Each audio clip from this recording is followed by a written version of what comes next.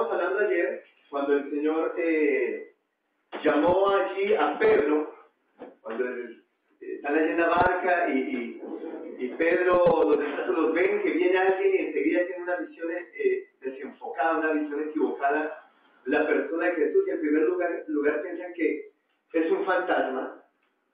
Después el Señor Jesús le dice, yo soy, no temáis. Y frente a esas palabras, pues, ¿qué hizo Pedro? Si eres tú, manda que yo vaya a ti andando sobre las aguas. ¿Y qué dijo el Señor? Ven, ¿verdad? Lo llamamos anoche, ¿no? Y veíamos que dentro de un grupo, hay gente que a veces tiene pensamientos o ideas un poco desubicadas. Imagínense los discípulos allí con Pedro en la barca, están en tremenda situación, y a Pedro se les ocurrió, ¿no? Ellos tenían temor, podían hundirse, la barca era su seguridad, su lugar de tranquilidad, era aquello que los sostenía, y Pedro no tiene mejor idea que decir, Señor, ¿quieres tú? Manda que yo vaya a ti. ¿Te imaginas la mirada de Tomás, la mirada de Juan, la mirada de allí de los discípulos? Oye, Pedro, ¿qué te pasa? ¿Verdad? Qué pensamiento raro que tiene, o sea, qué ideas, ¿verdad? Y en verdad, cuando yo veo la ocurrencia de Pedro, pienso en las ocurrencias de los jóvenes. Nosotros como jóvenes tenemos ideas para nuestra propia vida, para con la iglesia, para con el colegio, para con la casa, para con nuestros padres, para nosotros mismos, ¿verdad? Que cuando las exponemos o tratamos de compartirlas, pues estás loco, tienes que ser un poco más grandecito, y de qué vas a vivir y cómo vas a hacer, ¿no? Nos encontramos con un mundo de obstáculos, ¿verdad? Pero algo importante es entender el concepto de dónde estoy. Una de las primeras cosas que nosotros como jóvenes debemos de entender es que pertenecemos a un cuerpo, y ese cuerpo se llama la iglesia, ¿verdad? La iglesia. Y algo lindo de pensar es que la iglesia es la respuesta de Dios para este mundo. La iglesia es la respuesta de Dios para tu matrimonio. La iglesia es la respuesta de Dios para tu hogar. La iglesia es la respuesta de Dios para tu futuro.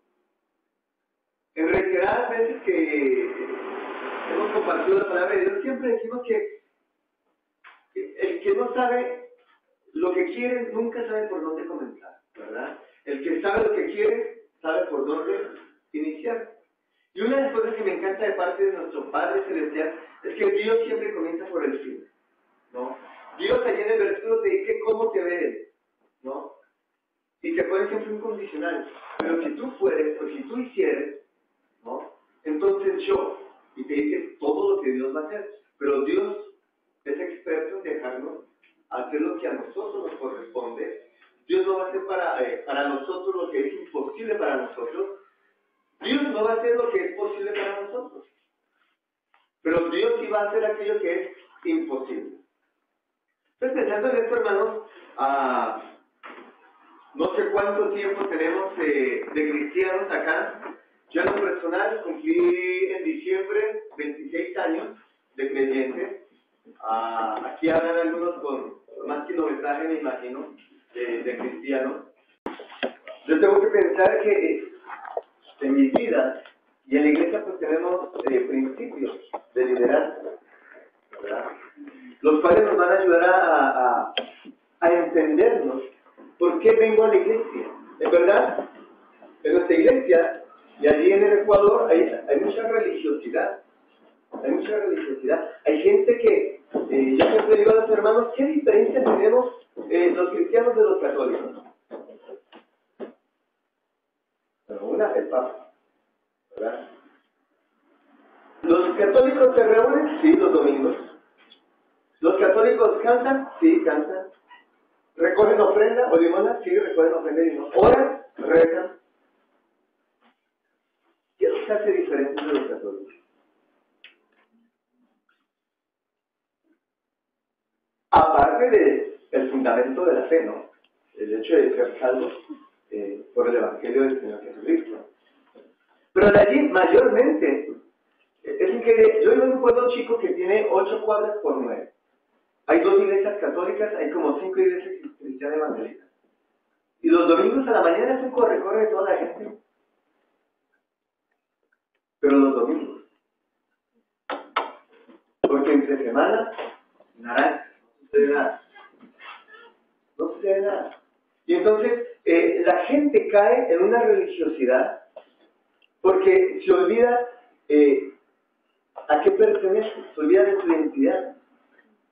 Y nosotros, hermanos, vamos a ver, por favor, algunos principios de liderazgo, por favor. Dice, por tanto, nosotros también, teniendo en derredor nuestro tan grande nube de testigos, despojémonos de todo peso y del pecado que nos asedia y corramos con paciencia la carrera que tenemos por delante. Y la carrera no es los domingos, la carrera es cada día de la semana. Siempre hemos escuchado que Dios no nos ve con la ropa del domingo, sino con la ropa de la semana, ¿cierto? Eso es lo que Dios valora, ¿verdad? Nunca miras tu vida cristiana en función a la cantidad de reuniones a las que asista a una iglesia. Mire tu vida cristiana por el servicio que das para el Señor durante la semana. En tu colegio, en tu universidad, donde estés. Pero para poder funcionar como tal, la otra parte del texto dice, puestos los ojos en Jesús, autor y consumador de la fe, el cual sufrió la cruz menospreciando el oprobio y se sentó a la diestra de la majestad en las alturas. Rápidamente vamos a pasar por este texto. Primero habla de nosotros, ahí nomás, sí, está bien, sí, está bien nomás. Ahí en 1 Corintios 4 dice, nosotros también teniendo este ministerio, lo voy a leer, 1 Corintios 4, hermanos, por favor, si lo tienen.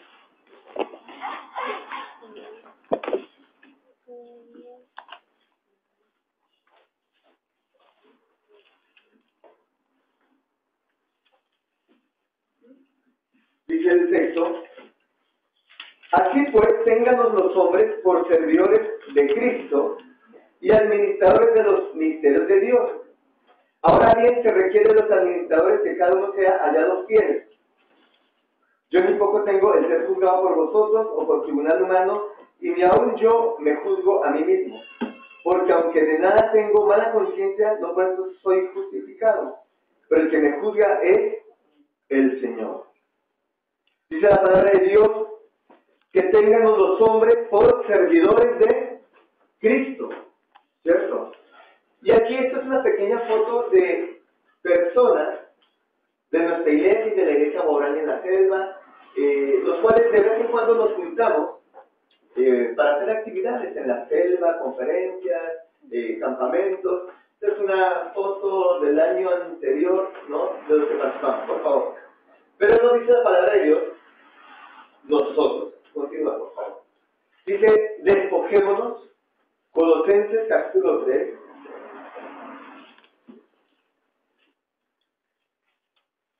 Colosenses capítulo 3, son un texto que quiero solamente como introducción a lo que estaremos viendo. Dice allí la palabra de Dios, versículo 12, vestidos pues como escogidos de Dios, santos y amados, de entrañable misericordia, de benignidad, de humildad, de mansedumbre, de paciencia, soportándoos unos a otros y perdonándoos unos a otros, si alguno tuviere queja contra otro, de la manera que Cristo perdonó, así también hacedlo vosotros, y sobre todas estas cosas vestidos de amor, que es el vínculo perfecto, y la paz de Dios gobierne en vuestros corazones, a la que asimismo fuisteis llamados en un solo cuerpo, y será agradecidos. La palabra de Cristo more en abundancia en vosotros, enseñándoos y exhortándoos unos a otros en toda sabiduría, cantando con gracia en vuestros corazones al Señor, con salmos e himnos y cánticos espirituales.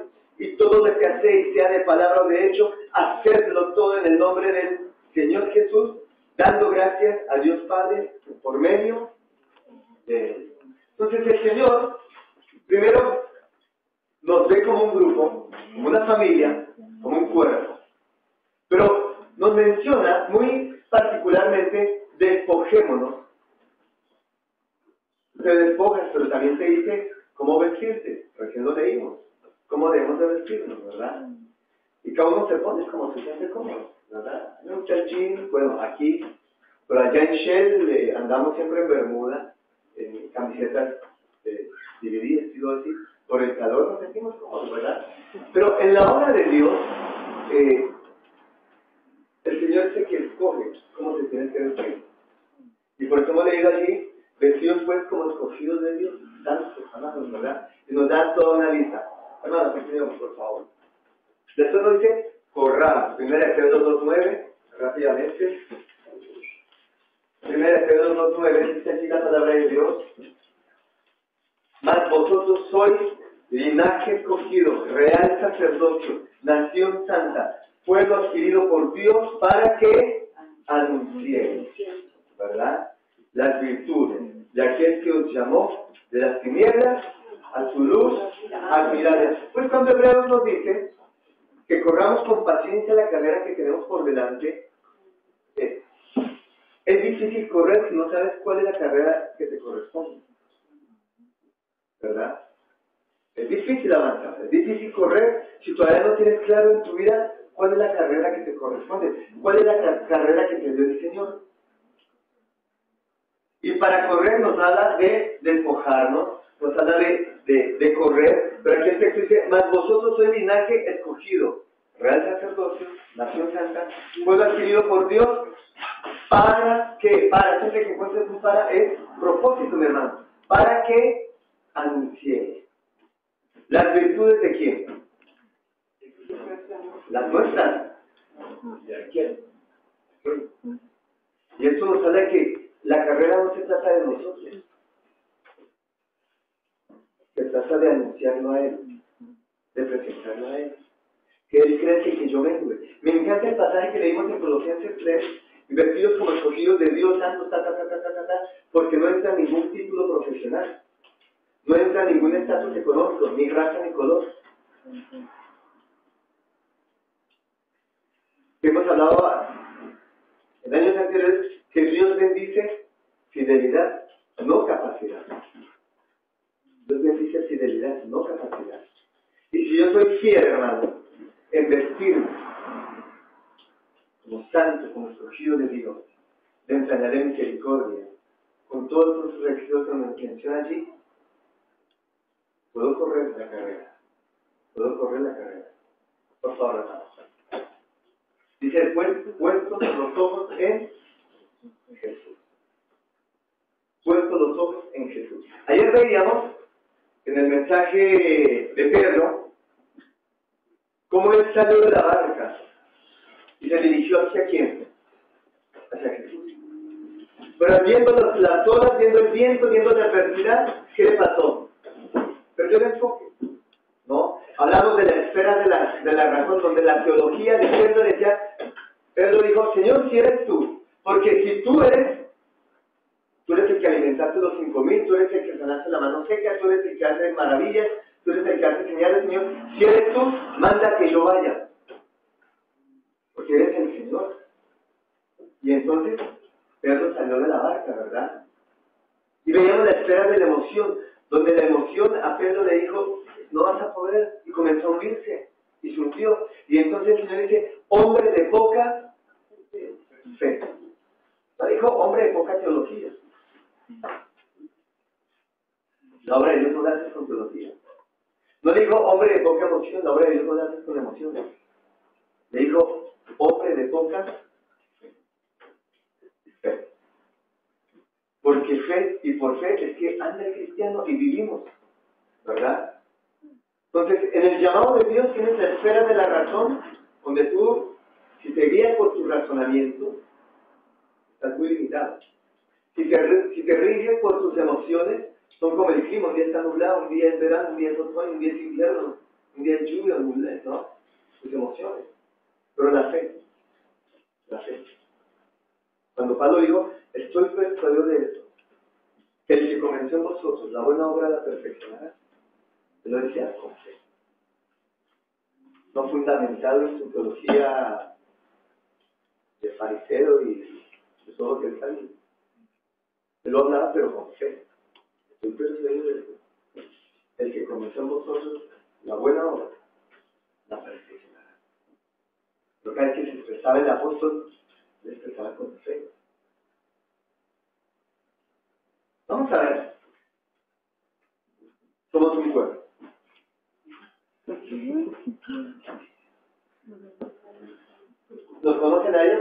nuestra época. Esto lo conocemos, ¿no? Los que somos de los... ¿No? El llanero.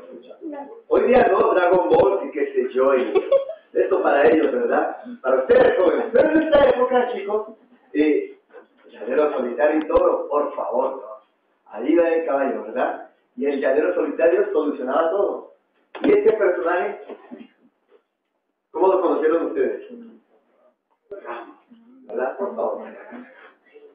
El mito del llanero solitario. No existen los Rambos reales que derrotan solos a un ejército.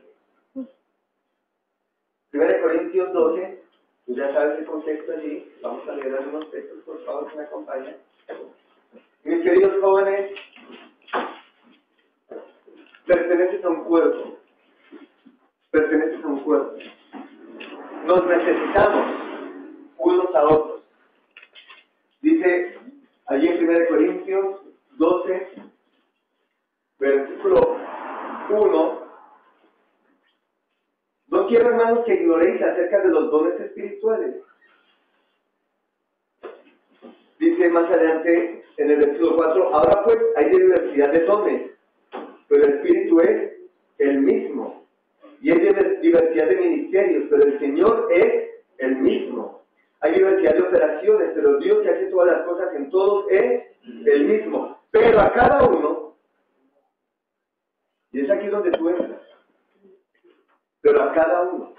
A veces pensamos que la tarea de la iglesia, mi función es venir el sábado o el domingo y sentarme a escuchar. Y listo, cumplir. Se acabó el domingo hasta luego, hermano, cumplir. No, es aquí donde tú entras. Porque la palabra de Dios dice que en aquel momento, vosotros también habiendo oído el evangelio de vuestra salvación, la palabra de verdad, y habiendo creído en él, fuisteis sellados con el Espíritu Santo de la promesa. Y si tú fuiste sellado con el Espíritu Santo de la promesa, mi querido joven, tú tienes dones del Espíritu. Tú tienes una parte, tienes un propósito en este lugar. Tu función no es venir a ocupar un lugar, no. Con la guía de los ancianos, con la guía de los líderes, tarde o temprano te van a decir y te van a indicar dónde puedes comenzar. Pero tú estás equipado. Dice el versículo 7, pero a cada uno le es dada la manifestación del Espíritu para provecho. Fíjate el versículo 12, porque así como el cuerpo es uno y tiene muchos miembros, pero todos los miembros del cuerpo, siendo muchos, son un solo cuerpo, así también Cristo. Entonces, primer principio que yo tengo que entender como joven que asisto a la iglesia es que soy parte del cuerpo. Que no soy llanero solitario que me voy a enfrentar a los compañeros del colegio que vienen con todas sus cuestiones. Voy a terminar mal. Entonces, el mito del llanero solitario, no existen los rangos reales que derrotan solos a un ejército hostil. Porque así como el cuerpo es uno y tiene muchos miembros, así también es Cristo. Y tú eres parte del cuerpo. Tú tienes una función. Hasta el momento que yo sepa todo en mi cuerpo, lo he utilizado y funciona. Y funciona.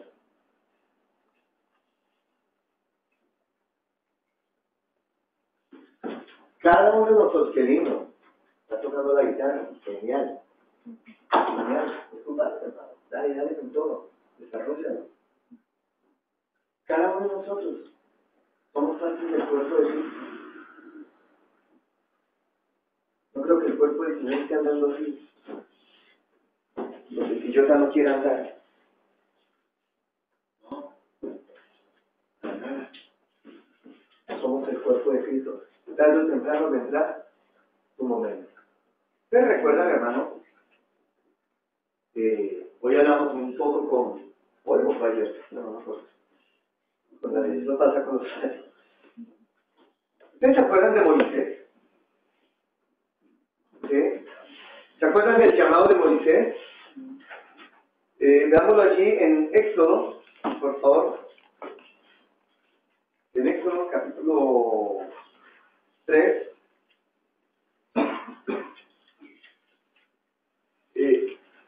El Moshe que va andando y de pronto allí donde está ve una zarza que se enciende, que está ardiendo, pero nunca se quema, ¿no? Y se acerca allí y es interesante que lo primero que Dios le hace notar a Moisés cuando él llega allí, lo primero que Dios le hace notar a Moisés es su santidad.